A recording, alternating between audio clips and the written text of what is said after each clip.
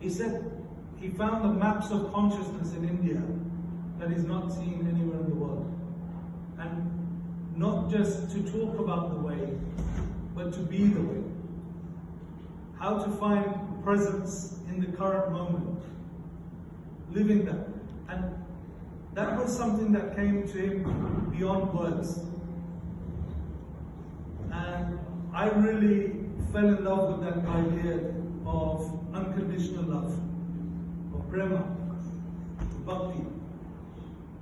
And somehow Maharaji had a different plan. Neem Karoli Baba had a different way of approaching things. And when I went to India, I sat with Krishna Das, and I said to Krishna Das, what's it all about? Like, you know, why are we here? Why are we chanting this small group of people sitting in the Himalayas doing these chants? And he said, don't ask me. I've been called here just like you have. So it's something beyond what the words can express. And as Krishna says in Gita, for us it will be like daylight, but everybody else will see it as night. And for them, daylight will seem like night to you. So everything gets turned on its head. And no matter how you run back on the train is always going in a different direction from that point on. So when people used to ask Maharaji, how can I raise my Kundalini? How can I achieve a state of enlightenment? How can I become a better yogi? He used to say, feed people. Feed the poor. But they couldn't understand. They were asking a question about themselves. How can I achieve Swargalok, or achieve heaven, or achieve something? But Maharaj used to say, why do you want to go to heaven somewhere else? It is our job to make this a heaven for everybody here. Here is Ram and Sita, Radha and Krishna here. Feed the poor, serve the people. And through the falling down of your ego, you realize who you are. That was a different message. So that's why we started Gurdharma. That's why we started feeding people. And just to try and find a poor person and serve and distribute that prasad. So this message is going on for 5,000 years. Nothing new. We're not sharing that. Dharma, Sri Krishna says in Mahabharata, Dharma is the welfare of all living beings. And the more we can realize that service in others instead of ourselves, how much can we realistically eat? How much can we consume? Our generation has the congratulations and award of ruining the planet. We have ruined more than the last 800,000 years, destroyed more forests, ruined more oceans, killed more animals, billions of animals dying. We have that. Our generation and parents' generation, 2 generations, are ruining the planet. So how do we shine a bright light in that dark sky? This is what this is here today. And I think I'm so happy that you all are here together and sharing this space of love that we have chanted with our hearts to Hanumanji and to Lord Krishna. You know, Krishna Das used to say to Maharaj, he used to say, Maharaj, I'm a Ram Bhakt. Why did you give your name Krishna Das? He said, Hanuman served Ram too, you know. Hanuman served Krishna too. It's all one. And that was, you know, his way of just showing that we all, when we are feeding that poor person, how can we, you know, ignore those people living homeless on the streets of London? We should distribute prasad. We all got diabetes, heart disease, enough.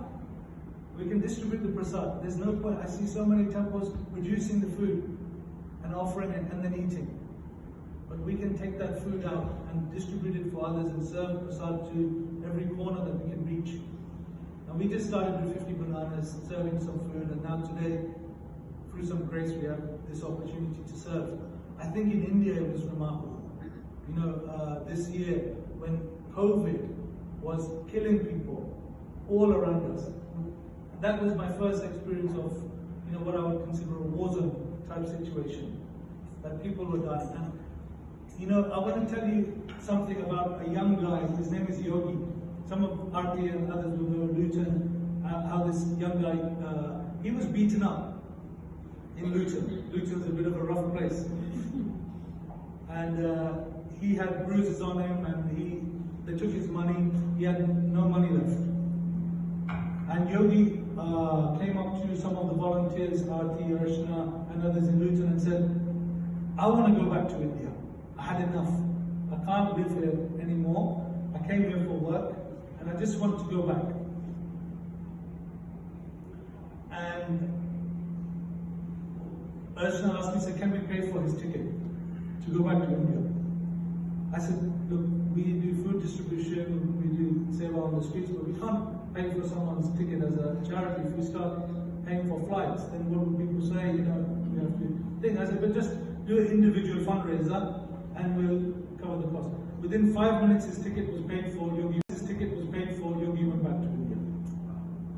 Within 3 days, he was back in India.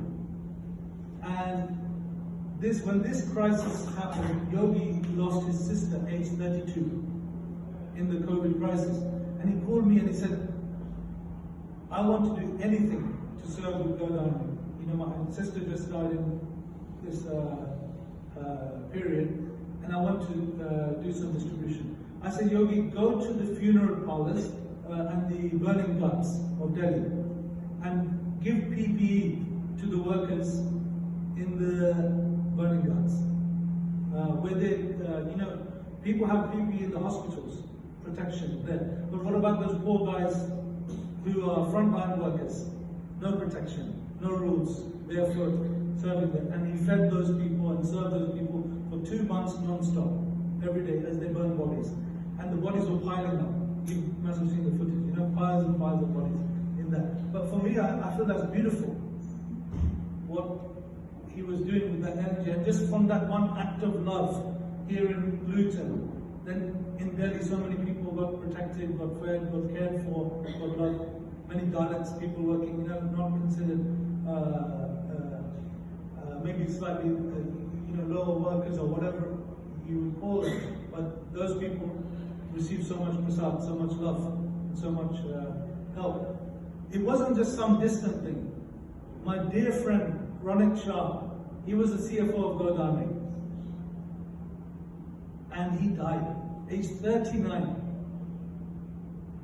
2 young girls, ages 9 and 4. And his wife wasn't really working, just looking after the kids in India.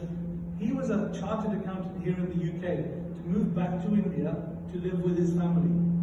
At age 39, we lost him, just this year.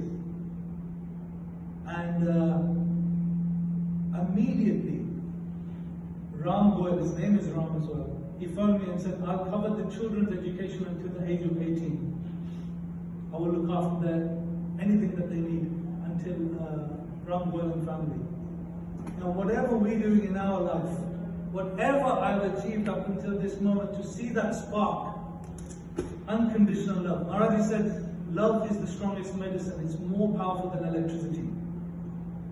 And we can see the sparks flying here and there, you know, of that love. For me, it's just this Maharaji Prasad, nothing else. And it's not that we are doing anything. You know, Hanumanji says in Sundarkand, save me from the tentacles of my ego. You know, when Ram says, how are you doing this? Ram's confused. He doesn't know how Hanuman is doing this work. And he says to me, it's not me, it's you doing everything. I'm just serving. And that level of love and prasad, we can do so much. You know, I can see where GD is going in the next few years, and the way that we are doing this service. We're going to get a lot of opportunity to serve. So I just wanted to say thank you to everybody who's been a part of, you know, helping this story come together. We also need to get a little bit in touch with the spiritual heart of it.